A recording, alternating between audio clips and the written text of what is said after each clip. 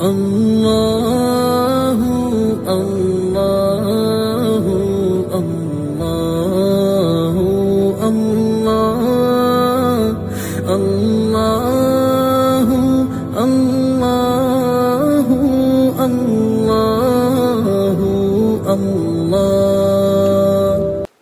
أعوذ بالله من الشيطان الرجيم. بسم الله الرحمن الرحيم. السلام عليكم ورحمة الله تعالى وبركاته.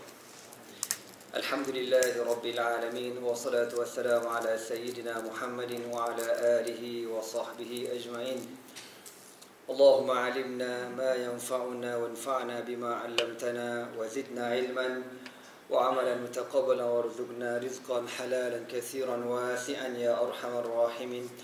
اللهم إنا قد استودعناك بما علمتناه فارده إلينا عند حاجتنا إليه ولا تنسنا يا رب العالمين. اللهم أخرجنا من ظلمات الجهل وأكرمنا بنور العلم وأحسن أخلاقنا بنور الحلم. وصلى الله على سيدنا محمد وعلى آله وصحبه وبارك وسلم. أما بعد. Alhamdulillah, bersyukur kita kepada Allah Subhanahu wa taala kerana dengan taufik dan hidayahnya dapat sama-sama kita menunaikan salat maghrib secara berjemaah. InsyaAllah malam ni kita sambung kembali sirah Rasulullah sallallahu alaihi wasallam. Sebelum itu kita mulakan dahulu dengan bacaan Al-Asmaul Husna untuk kita mendapat keberkatan daripada nama-nama Allah Subhanahu wa taala insya-Allah. Qala Rasulullah sallallahu alaihi wasallam, inna lillahi tis'atan wa tis'ina isman man ahsaha dakhala al-jannah. Sabda Rasulullah sallallahu alaihi wasallam, sesungguhnya bagi Allah Subhanahu wa taala itu ada 99 nama. Man ahsaha dakhala al-jannah, barang siapa yang membilangnya dimasukkan ke dalam syurga Allah Subhanahu wa taala insya-Allah. Amin.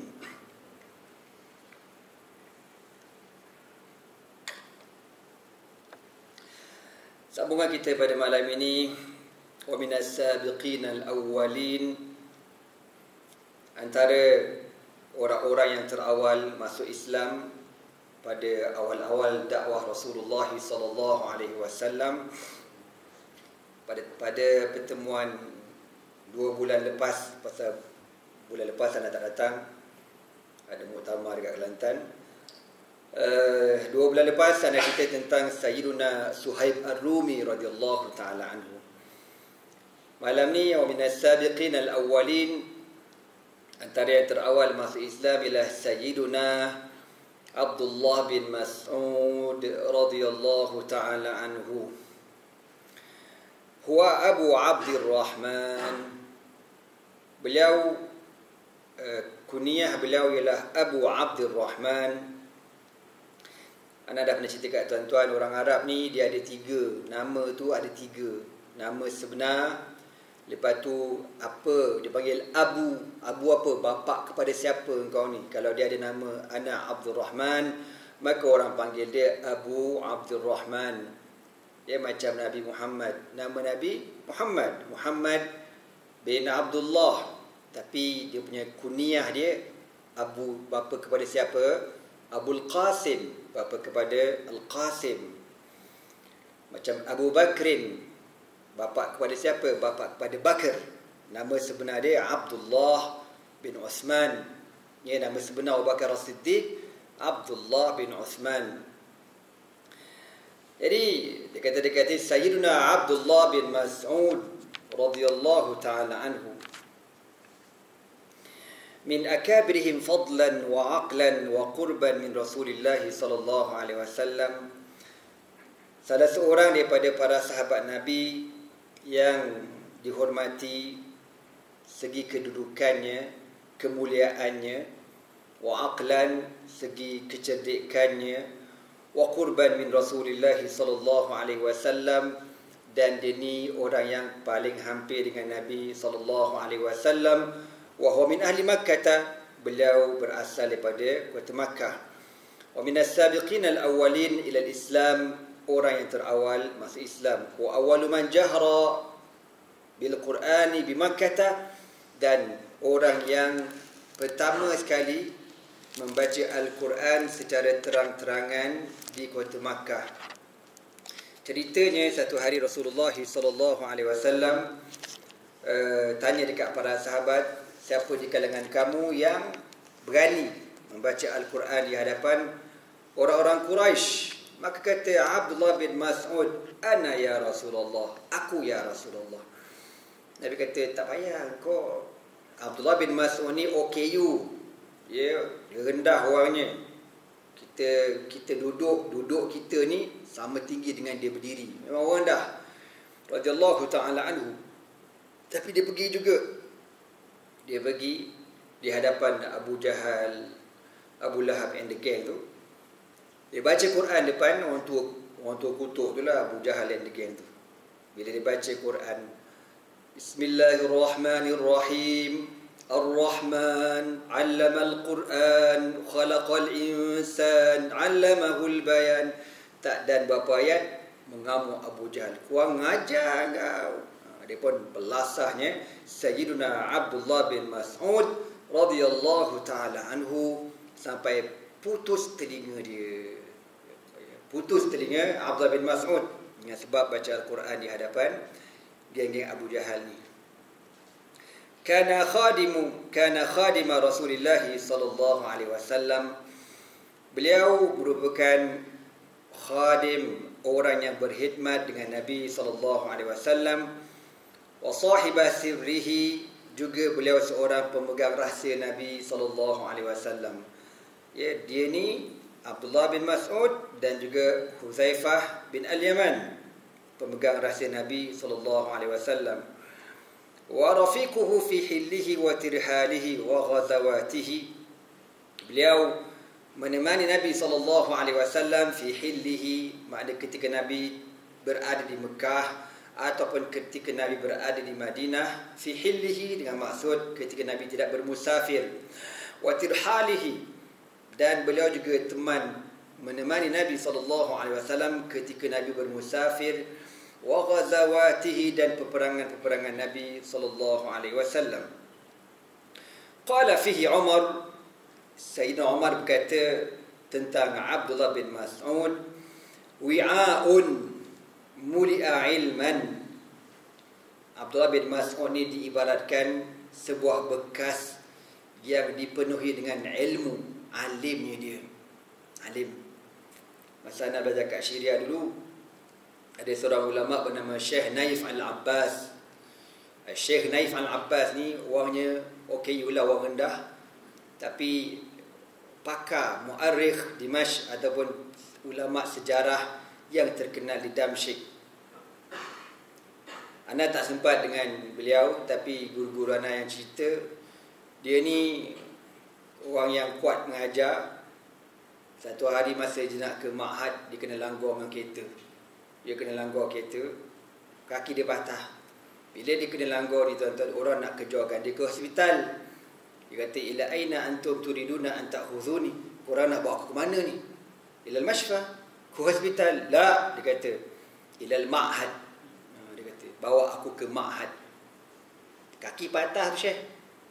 Kalau kita confirm MC sebulan, dia tak pergi Ma'had mengajar sampai habis masa kering 12.30, barulah dikejarkan ke hospital. Itulah antara karamah Syekh Naif Al-Abbas rahimahullah. Orang kecil tapi alim. Qala fihi Umar wi'a'un muli'a ilman. Abdullah bin Mas'ud seorang yang diibaratkan satu bekas yang dipenuhi dengan ilmu. Wa kana qasiran jiddan, orangnya terlalu rendah. Yakadu julus yuwazunahu, maknanya macam nak sebut tadi, kalau kita duduk sama tinggi dengan dia. Tufiya bil Madinati sanata 32 hijriyatan, beliau meninggal dunia pada tahun 32 Hijrah. Macam mana cerita dia ni masuk Islam ya, Abdullah bin Mas'ud.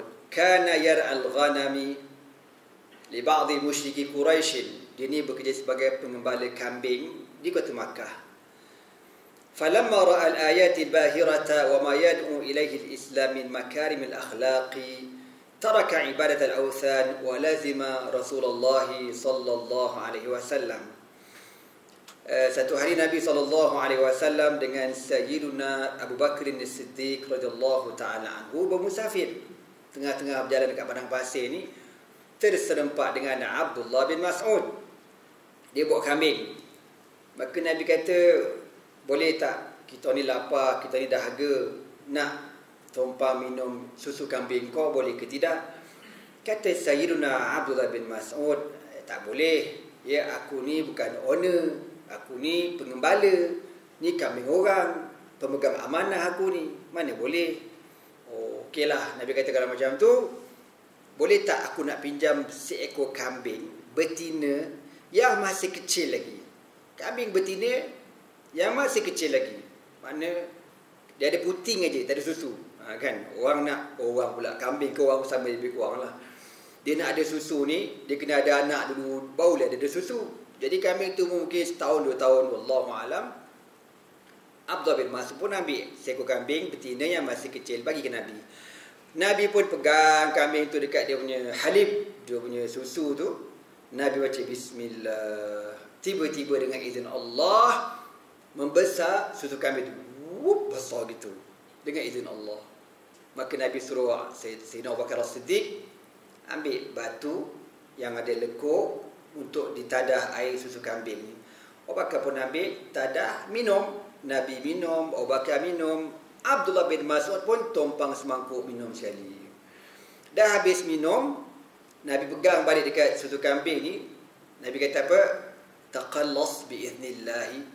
Mengecutlah engkau dengan izin Allah. Kecut balik. Tu antara mukjizat Rasulullah sallallahu alaihi wasallam. Bila Abdullah bin Mas'ud tengok benda tu, dia pun masuk Islam. Dan dia meninggalkan penyembahan berhala dan terus bersama Nabi sallallahu alaihi wasallam. Wa kana radhiyallahu ta'ala anhu katsira ad-dukhuli ala Rasulillah sallallahu alaihi wasallam wa la yuhjab. Dia ni boleh keluar masuk rumah Nabi sallallahu alaihi wasallam. Level dia. Boleh keluar masuk rumah Nabi, orang lain tak boleh. Dia berjalan di hadapan Nabi sallallahu alaihi wasallam. Wa yasturuhu idza ightasala. Kalau Nabi mandi, kalau Nabi bermusafir, Nabi nak mandi, Abdullah bin Mas'ud menjadi orang apa? Dia tukang pegang langsir ataupun tirai ataupun penutup untuk tutup Nabi nak mandi. Dia pegang kain, Nabi pun mandi di sebalik kain tu.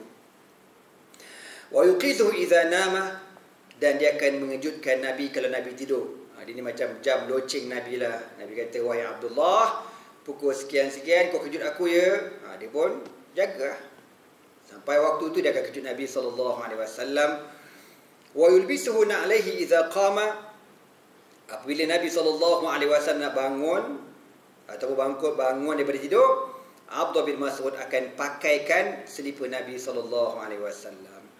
Fa idza jalasa, bila Nabi nak duduk, dia akan cabut selipar Nabi, wa adkhalahuma fi dhira'ihi, dan dia akan letakkan selipar Nabi ini dekat 2 tangannya. Sayyiduna Abdullah bin Mas'ud radhiyallahu ta'ala anhu, alim sangat-sangat dalam bidang Al-Quran. Antara yang terawal lagi masuk Islam siapa dia? Wa minas sabiqin al-awwalin Abu Dzar Al-Ghifari radhiyallahu ta'ala anhu. Abu Dzar Al-Ghifari, nama sebenar beliau Jundub bin Junadah min Bani Ghifarin, yudrabu bihil mathalu fi sidqi. Dia ni orang yang bercakap benar. Dia kalau dia cakap, dia buat. Dia jenis, dia tak adalah kona-kona punya orang. Kalau dia kata dia buat, dia buat. Itu style dia. Wa huwa awwalu man hayya Rasulullah sallallahu alaihi wasallam bi tahiyyatil Islam. Dialah orang yang pertama mengucapkan lafaz assalamu alaikum kepada Rasulullah sallallahu alaihi wasallam. Hajar ba'da wafatin Nabi sallallahu alaihi wasallam ila badiyati Syam wa aqama biha ila an tawalla Uthman. Apabila Nabi sallallahu alaihi wasallam wafat, dia ni berhijrah ke kawasan pendalaman di negara Syam dan tinggal di sana sehinggalah dia dilantik oleh Sayyiduna Uthman bin Affan menjadi YB dekat Syam. Dia sempat jadi YB dekat Syam beberapa lama. Kemudian dia letak jawatan. Dia letak jawatan dengan sebab adalah beberapa isunya. Dia letak jawatan. Antara isunya tuan-tuan, dia ni seorang yang apa nak kata, dia ada satu pegangan tau. Apa pegangan, apa nama Abu Dzar ini, pegangan dia, apa yang kita makan pada hari ini, makan per habis hari ini, jangan simpan untuk hari esok. Besok ada rezeki lain. Kalau kita simpan makanan untuk hari esok, maksudnya engkau ni tak yakin yang Allah bagi rezeki pada engkau. Dia tak benarkan. Sebab tu masa dia jadi YB, dia buat pengisytiharan kepada rakyat dia atau kawasan dia, jangan ada seorang pun di kalangan kamu yang simpan makanan untuk hari esok. Jadi orang pening kepala lah. Orang kata, pelik dia ni. Kan, kenalah simpan. Apa-apa hal berlaku COVID, PKP kan, tak boleh nak keluar rumah, tak pasal. Kan, contoh. Jadi orang mengadu benda ni kepada Sayyidina Uthman. Sayyidina Uthman masa tu menjadi khalifah. Mengadu pada Sayyidina Uthman. Lalu Sayyidina Uthman panggil, Abu Dzar, betul ke kau keluarkan arahan bagi tahu tak boleh simpan makanan untuk hari esok? Dia kata betul lah. Kenapa kau cakap macam tu? Yalah, kalau kita simpan makanan besok lusa, kita tak yakin yang Allah bagi rezeki pada kita. Mana boleh macam tu? Kena yakin lah. Memang ada rezeki kita besok. Apa kata Sayyidina Uthman? Wahai Abu Dzar, benda yang kau cakap tu betul, tapi untuk engkau seorang aja.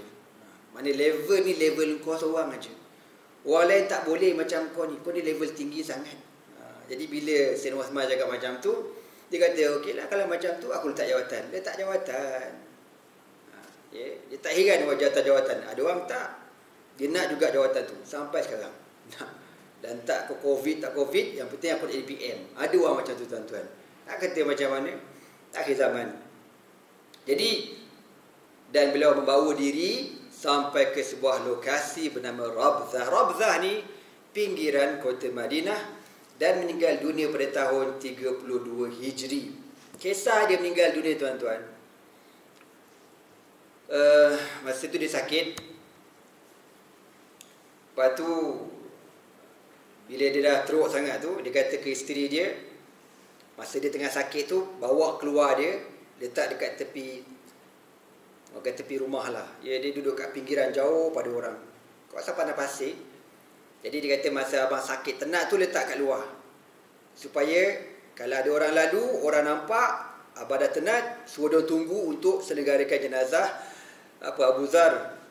Jadi tadi Allah, lalulah satu rombongan. Dia pun tengok Abu Dzar dah tenat apa semua, dia pun tunggu. Tapi Abu Dzar ni dia dah wasiat awal-awal. Dia kata apa? Tak dibenarkan seorang pun di kalangan kamu untuk menyelenggarakan jenazah aku ni kalau aku mati kejap lagi, kecuali orang tu dalam hidup dia tak pernah pegang apa-apa jawatan. Hatta pengurusi surau pun tak boleh. Orang ni mesti tak pernah pegang jawatan. Kenapa gitu tuan-tuan? Tu nak khabar waraknya Abu Dzar. Dia kata sebab aku takut aku bersyubhat dengan dia. Kalau orang ni pernah pegang jawatan, tiba-tiba dia selenggarakan jenazah aku, dia mandikan aku, dia kafankan aku bimbang besok di hari akhirat Allah Ta'ala tanya, kenapa kau ni ada kepentingan dengan orang ni masa atas dunia?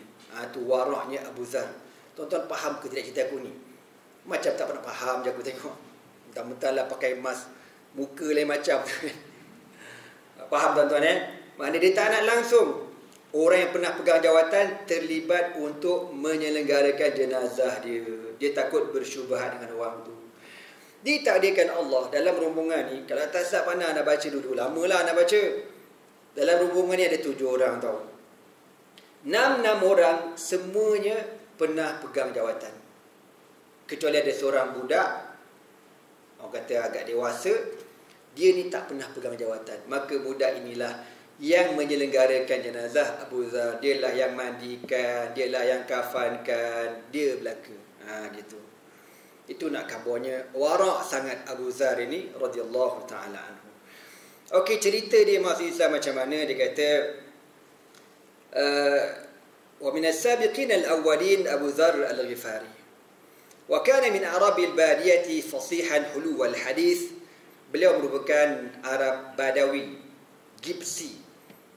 Cakap dia, bahasa dia fusha, standard, bahasa yang grammar.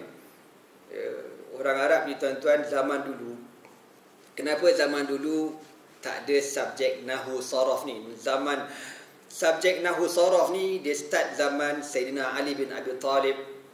Ia mulalah dibuat kaedah bahasa Arab an-nahwu was-sarf. Orang dulu dia orang punya, cakap macam mana dia punya fitrah dia orang, dia cakap tu dah bergrammar dah. Dia tak macam kita bahasa Melayu dia tak ada baris kan. Bahasa Arab kan dia ada baris. Kalau contoh macam kitab Togil gini, nak baca macam mana? Ayat Quran contoh kan, kalau tak ada baris, macam mana kita boleh baca Bismillahirrahmanirrahim? Kenapa tak baca Bismillahirrahmanirrahim? Kenapa tak baca Bismillahirrahmanirrahim? Kenapa tak baca gitu? Kenapa baca Alhamdu, tak baca Alhamdi, tak baca Alhamdah? Kan? Kenapa? Itu ada kaitan dengan grammar lah. Jadi orang dulu dia spontan, dia cakap tu, nak cakap pun tak reti aku. Mana memang dah letak baris, kena baris tu automatik. Jadi Abu Dzar al-Ghifari ni begitu orangnya. Walaupun dia duduk dekat pendalaman Badawi, tapi cakapannya fusha, standard, bersih bahasanya. Dia kata apa? Walamma balaghahu mab'athu Rasulillah sallallahu alaihi wasallam qala li akhihi. Apabila sampai berita kepada dia tentang Nabi sallallahu alaihi wasallam ini muncul di kota Makkah, dia pun kata dekat adik dia, irkab ila hadzal wadi fa'lam li ilma hadzal rajul alladhi yazum annahu nabi ya'tihi al-khabaru min as-sama' wasma' min qawli thumma atini. Dia kata kepada adik-adik, kau pergi dekat Mekah nanti, kau tolong tengokkan lelaki ni yang orang kata dia dakwa dirinya nabi dan dia dakwa dia dapat berita daripada langit. Kau tengok apa cerita, kau bagi tahu abang nak tahu. Okey. Fantalaqa al-akhu hatta qadima Makkah wa sami'a min qawli Rasulillah sallallahu alaihi wasallam. Adik ini pun pergi ke Mekah, tengok Nabi dan dengar perkataan Nabi sallallahu alaihi wasallam, dan dia pun balik ke kampung bagi tahu ke abang dia. Faqal, apa kata adik dia ni? Ra'aituhu ya'muru bi makarimil akhlaqi wa yaqulu kalaman ma huwa bisya'ri. Abang dia kata, apa cerita? Kau jumpa tak orang tu? Jumpa. Dia kata apa? Dia suruh kita buat baik, dan perkataan yang dia cakap tu bang, bukan perkataan syair. Lain pada yang lain. Lagi tak adalah, itu je lah saya dengar. Contohnya apa? Tak apalah pula. Petuah punya budak. Jadi Abu Dzar tak puas hati. Ma syafaitani mimma aradtu, kata dia. Aku tak puas hati. Jadi dia nak pergi sendiri ke Mekah, nak tengok macam mana Nabi SAW. Fatazawwada wa hamala qirbatan lahu fiha ma'un. Dia pun balik rumah dia, ambil barang-barang bawa bekal semua, pergi ke Mekah. Hatta qadima Makkah fa'ata al-masjidah. Sampai ke Mekah, masuk kawasan Masjidil Haram. Zaman tu tak ada lagi lah Masjidil Haram, ada Kaabah saja. Faltamasa an-nabiy wa la ya'rifu. Dia cari Nabi tapi dia tak kenal. Mana satu Nabi ni? Dia lupa nak tanya adik dia, kan? Macam mana rupa Nabi tu, badan macam mana, muka macam mana, lupa pula nak tanya. Aduh, handphone tak ada pula zaman tu tuan-tuan. Kalau ada, boleh kat WhatsApp kan. Jadi tak ada. Macam mana? Dia pun duduklah kat situ. Duduk dekat kawasan Kaabah, tengok orang kulu kilir. Mana satu Nabi ni? Wa kariha ayas'ala anhu lima ya'rifu min karahati Quraisy li kulli ma yukhatib Rasulullah sallallahu alaihi wasallam. Tapi dia nak tanya, dia tak berani. Sebab adik dia bagi tahu, abang hati-hati bang. Kenapa? Sebab yang berita saya dapat, siapa yang cuba nak dekat dengan Muhammad akan dikenakan tindakan. Orang Mekah pun kena, kalau kita orang luar lagi teruk kita kena. Abang jaga-jaga bang. Pula dah Jadi Abu Dzar ni tak tahu nak tanya siapa. Macam mana nak tahu mana satu Nabi Muhammad sallallahu alaihi wasallam. Hatta idza adrakahu al-lailu ra'ahu 'aliyun fa'arafa annahu gharibun fa'adafahu indahu. Dia pun ni tuan-tuan duduklah. Bahasa kita kata bersandar dekat Kaabah. Tengok orang kulu kilir. Sampailah tenggelam matahari nak maghrib. Kebetulan masa nak maghrib, lalu Sayyidina Ali bin Abi Talib radhiyallahu ta'ala. Saya dah tengok. Siapa Mamat ni? Macam orang dua je. Dah maghrib tak balik rumah, duk lepak kat Kaabah ni apa cerita? Maka Sayyidina Ali pun pergi jumpa Abu Dzar. Walam yas'al ahad minhuma sahibahu an syai'in ala qa'idatu dhiyafati inda al-arabi la yus'alu dhaifu an sababi qudumi ila ba'da thalathin. Jadi Ali pun kata, tuan jom ke rumah saya jemput. Abu Dzar pun tak cakap banyak, dia bangun, dia ikut Sayyidina Ali balik ke rumah. Duduklah rumah Sayyidina Ali, makan, minum, tidur. Dan Sayyidina Ali tak tanya langsung datang daripada mana, nama siapa, cari apa, buat apa kat sini, nak duduk berapa lama. Sebab apa? Dia kata sebab begitulah adat turun-temurun orang Arab. Dia takkan tanya tetamu pada hari pertama, dia takkan tanya. Kedua pun tak. Dah masuk hari ketiga baru ditanya, datang daripada mana? Itu style Arab, ya. Benda ni tak ada dekat kita orang Melayu. Kita kadang orang Melayu ni tuan-tuan, bukan orang lain, mak bapak sendiri datang rumah. Mak bapak duduk tak sampai 10 minit, mak nak balik bila? Kepala otak kau. Orang ajar budak tak nampar ke tahu. Belum apa-apa mak nak balik bila tadi. Jangan tersilap keluar perkataan. Jangan tersilap keluar. Biar mak kita sampailah dia kata, aku nak balik dah. Balik dah mak. Janganlah balik lagi. Kita kena kata macam tu juga. Jangan pula kau syukur pula mak kau nak balik. Na'udzubillah. Jadi kadang-kadang kita ni terkeluar perkataan macam tu, ya. Jangan cakap nak balik bila. Jangan. Biarkan dia duduk. Orang Arab dia takkan tanya kecuali setelah 3 hari baru dia tanya. Min aina masmuka. Jadi ada orang buat kartun ni, dia kata masmuka, kan? Dia apa? Mas muka. Mas tu mas yang tuan-tuan pakai tu. Mas muka. Mas muka, bukan mas muka. Mas muka apa nama kamu? Okey, jadi dia kata kat sini, keesokan harinya Abu Dzar keluar pada rumah Sayyidina Ali. Dia pun duduklah dekat kawasan Kaabah, duduk. Macam semalam lah. Nak cakap tak berani, nak tegur orang tak berani, duduk. Tengok mana satu Muhammad. Sampailah maghrib, tak jumpa, tak kenal. Mungkin Nabi ada lalu, tapi dia tak tahu siapa, kan. Ditarikan Allah sekali lagi, Sayyidina Ali nampak dia. Ada lagi Muhammad ni. Ini confirm orang luar ni. Dia pun kata, jom pergi rumah saya. Okey. Abu Dzar pergilah rumah Sayyidina Ali buat kali kedua, hari yang kedua. Besoknya dia pun keluar daripada rumah Sayyidina Ali, lepak lagi depan Kaabah. Macam semalam lah. Sampai hari ketiga Sayyidina Ali berijak dan Sayyidina Ali pun baru tanya, abang daripada mana? Buat apa kat sini? Cik siapa? Baru start tanya. Apa kata Abu Dzar? Ala tuhadithuni mal ladzi aqdamaka, kata Sayyidina Ali. Ada apa kat sini? Pasal saya perhati abang ni dah 3 hari kat sini. Tunggu siapa? Apa kata Abu Dzar? In a'taitani ahdan wa mithaqan liturshidani fa'altu. Aku boleh bagi tahu pada engkau tujuan apa aku datang kat sini dengan syarat kau jaga benda ni, yelah, apa dia? Dia pun ceritalah tujuan dia datang nak cari Nabi Muhammad sallallahu alaihi wasallam. Bila dia bagi tahu macam tu, Ali kata, Allah memang sedang molek. Sepupu saya, sepupu kau. Sepupu anda lah tu. Nabi kan sepupu dengan Sayyidina Ali. Apa kata Sayyidina Ali? Fa innahu haqqun huwa Rasulullah. Ya benar. Dialah pesuruh Allah. Fa idza asbahta fattabi'ni. Besok aku akan bawa engkau bertemu dengan Rasulullah sallallahu alaihi wasallam. Fa inni in ra'aitu syai'an akhafu 'alayka kuntu ka'anni uriqal ma'. Tapi dia kata, Ali kata, nak pergi jumpa Nabi ni orang perhati kita. Ada road block, ada special branch duk perhati kita, jaga-jaga. Habis macam mana?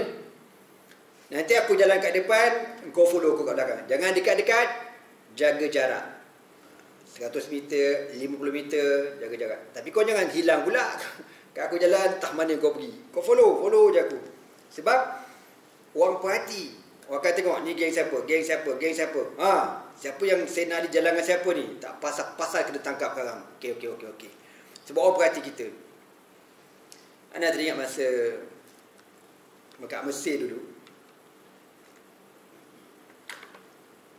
Ada pelajar lama Mesir cerita kat Ana.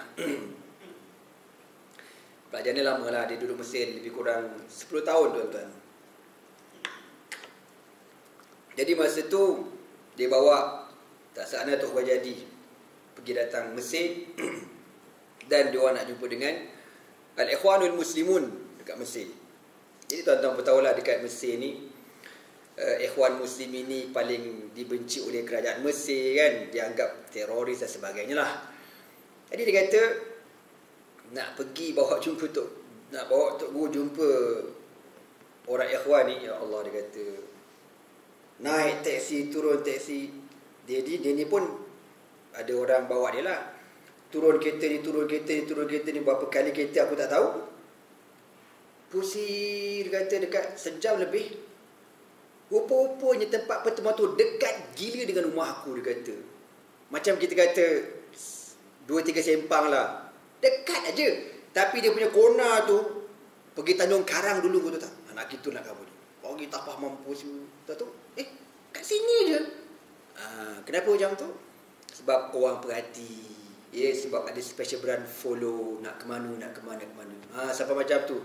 Terpaksa dia orang tukar kenderaan banyak kali supaya tak boleh diekori. Benda ni berlaku di zaman Nabi SAW. Maka Sayyidina Ali kata, nanti ada orang follow kita. Kalau kau tengok aku tengah-tengah berjalan tu, tiba-tiba aku berhenti, macam aku nak buang air tepi jalan, kau jalan aja. Kau teruskan perjalanan kau. Jangan jalan laju, slow je kau jalan. Nah, bila aku berhenti tu maknanya ada orang follow kita lah tu. Bila aku tengok line dah clear, nanti aku akan jalan, potong kau follow balik aku. Okey, cantik. Dia pun ikutlah bagaimana yang Sayyidina Ali ajar. Fa in madaitu fattabi'ni hatta tadkhula madkhali fa fa'al. Besok tu tuan-tuan, diikutlah perjalanan Sayyidina Ali sehingga fantalaqa yatbi'u atharahu hatta dakhala 'ala an-nabi sallallahu alaihi wasallam. Akhirnya diorang naik ke Bukit Safa dan disitulah mereka bertemu Nabi di rumah Al-Arqam bin Abi Al-Arqam radhiyallahu ta'ala anhu. Wa dakhala ma'ahu fasami'a min qawlihi. Dia pun masuk rumah Al-Arqam bin Abi Al-Arqam dan dia dengar ucapan Nabi. Dia pun tak cakap banyak, terus masuk Islam radhiyallahu ta'ala anhu. Faqala lahu an-nabiy sallallahu alaihi wasallam. Maka Nabi kata dekat Abu Dzar, irji ila qaumika fa akhbirhum hatta ya'tiyaka amri. Nabi kata, wahai Abu Dzar, kau dah ada benda basic ni, balik semula ke kampung kau dan ceritakan kepada mereka tentang kemunculan aku. Mana Nabi akhir zaman dah muncul, berimanlah dengan Nabi. Mana dia ni mewakili Rasulullah sallallahu alaihi wasallam. Okey. Apa kata Abu Dzar?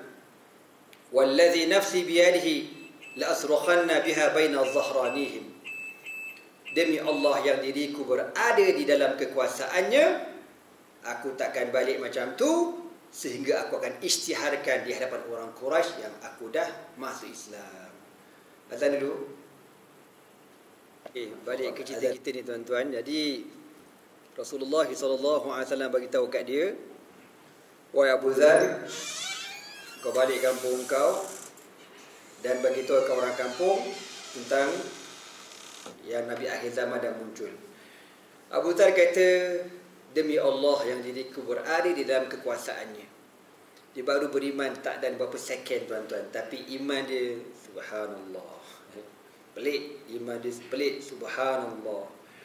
Aku takkan balik kampung sehingga aku buat pengumuman di hadapan Kaabah yang aku dah masuk Islam.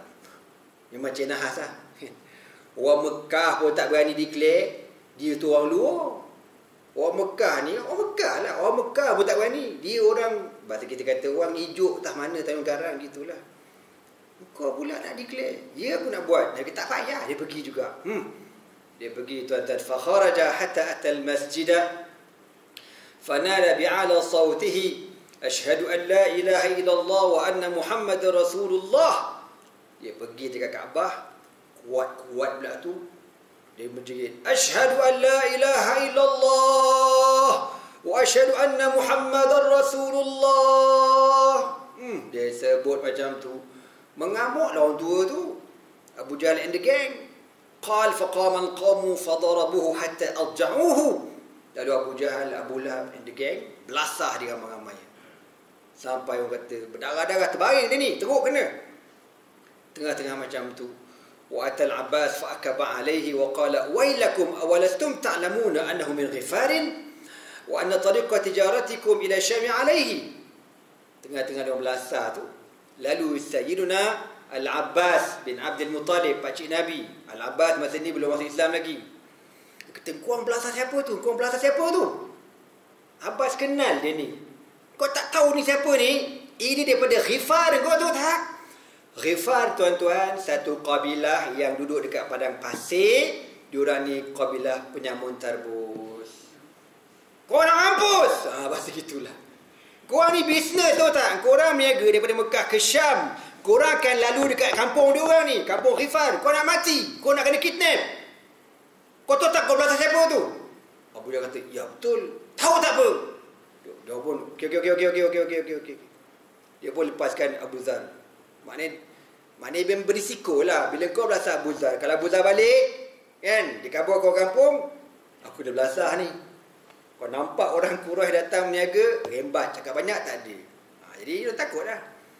Lalu dia lepaskan Abu Zar. Abu Zar ni cedera, balik ke rumah sahabat lah, sahabat Nabi ni. Nabi kata, Qal, kan aku dah cakap, jangan cakap macam tu. Yang kau pergi ijtihad, kenapa? Kata, tak kira ya Rasulullah. Besok sebelum aku balik, aku nak ijtihad sekali lagi. Ambil kau, nak buat sekali lagi tuan-tuan. Thumma ada min al-ghadi limithliha, fadarabu wa tharu ilaihi, فأكب العباس عليه رواه البخاري وكان رضي الله تعالى عنه من أصدق الناس قولا وأسعدهم في الدنيا. Dan besok dia buat sekali lagi tuan-tuan. Sebelum dia balik, dia pun mengucap asyhadu an la ilaha illallah wa anna Muhammadar Rasulullah. Tak ada bang kena belasah lagi, terajang sepak terajang semua. Sekali lagi Abbas datang. Wai, kau ni gila apa? Kau tak tahu tu kabilah Ghifar, kau nak kena rompak? Lalas Abbas nasihatkan dia, tolonglah kau keluar pada Mekah, tolonglah please, kau belajar cepat. Jadi akhirnya Abu Zar pun balik ke kampung halamannya, duduklah kampung halamannya. Tapi dia tidaklah berompak tuan-tuan, tapi orang kenal ya, kabilah Ghifar ini memang Sarip Dol Nam Jahannam punya geng. Sejak gaya kena paut, nasib kau. Jadi tuan-tuan, itu cerita bagaimana Abu Zar Al-Ghifari masuk Islam. Dan saya dah sebutkan tadi, beliau seorang sahabat Nabi yang terlalu zuhud dan terlalu wara' yang sangat-sangat wara' radhiyallahu ta'ala anhum ajma'in. InsyaAllah kita akan sambung lagi pada pertemuan akan datang, sambungan sahabat-sahabat yang terawal masuk Islam. Wallahu a'lam bissawab.